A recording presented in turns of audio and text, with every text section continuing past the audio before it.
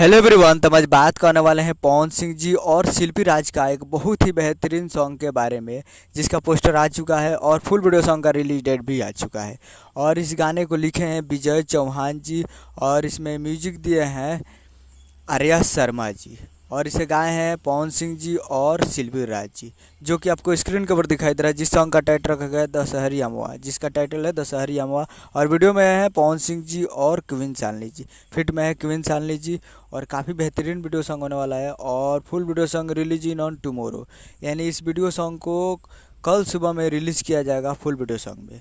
और video tomorrow release किया जाएगा, रिलीजिंग ऑन टुमारो दशहरी अमवा जिसका टाइटल है। और कल तैयार रहिएगा सुबह टी सीरीज हमार भोजपुरी यूट्यूब चैनल पे, टी सीरीज हमार भोजपुरी यूट्यूब चैनल पे फुल वीडियो सॉन्ग को रिलीज़ किया जाएगा। तो काफ़ी बेहतरीन होने वाला है कल सुबह। तो उम्मीद करूँ कि वीडियो अच्छा लगा तो चैनल को सब्सक्राइब लाइक कर ताकि ऐसे के सारी लाल यादव जी की और पवन सिंह जी का लेटेस्ट न्यूज़ लाते रहे। वीडियो अच्छा लगा तो वीडियो को एक लाइक कीजिए। मिलते अगले वीडियो। जय हिंद, जय भोजपुरी।